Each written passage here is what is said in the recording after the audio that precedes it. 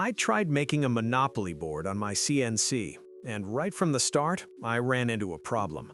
The layout I started with came from a user-made gadget I found on an online community forum. It looked like a great shortcut, and being a free download, it's definitely tempting. But before you run something like this on expensive material, take a closer look, because once you do, it starts to fall apart. Some of the squares aren't even square. Corners are clipped, lines don't line up.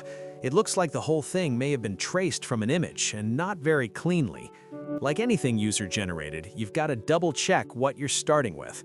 It's still a decent starting point, but if you want a clean final product, you're gonna have to redraw it. So that's exactly what I did.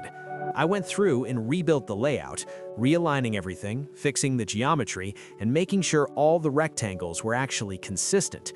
There are 4 different sizes across the board, so getting everything clean and even takes some time. The good news, the text itself was usable. That saved a lot of work.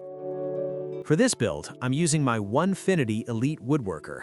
My shop is small, about 11 by 30 feet, so this is the largest machine I can realistically fit. It's tucked into the corner, but it works well.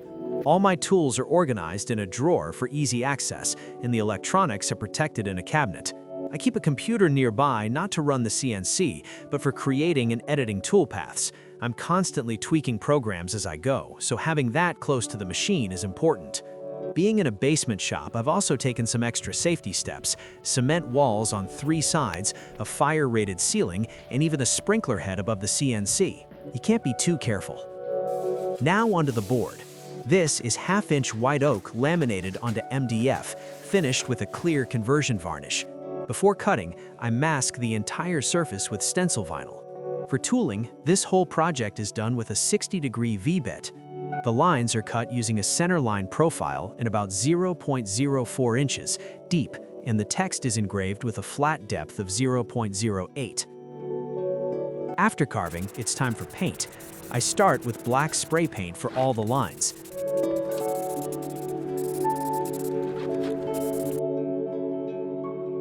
Then I peel back sections of the mask by color group and paint them in using acrylic craft paint. Nothing fancy here. If I don't have the exact color, I just mix what I need.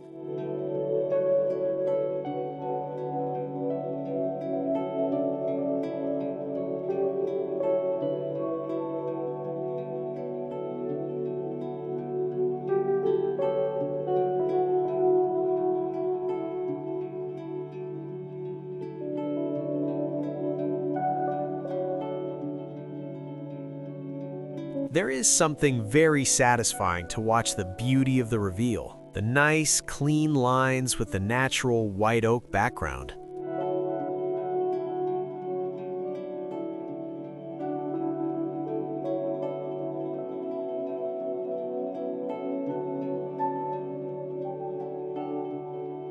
For the sides and the drawer build, the footage was accidentally deleted, but it's a pretty standard process that I think most of you have seen before.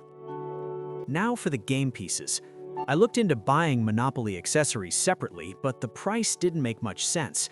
By the time you add up money, cards, and tokens, it gets expensive fast. So instead, I just bought a complete game for under 15 bucks. It wasn't the highest quality, but it had everything I needed. I kept the money, cards, and tokens, and reused the plastic organizer in the drawer. The rest went in the trash. For the houses and hotels, I made my own using walnuts and maple.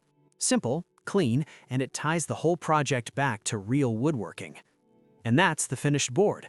This one was a gift from my daughter. She loves board games, and a handmade gift like this, it means something. It lasts. If you get the chance, try to make something yourself. It doesn't matter what it is. You can do it. Let me know what you think.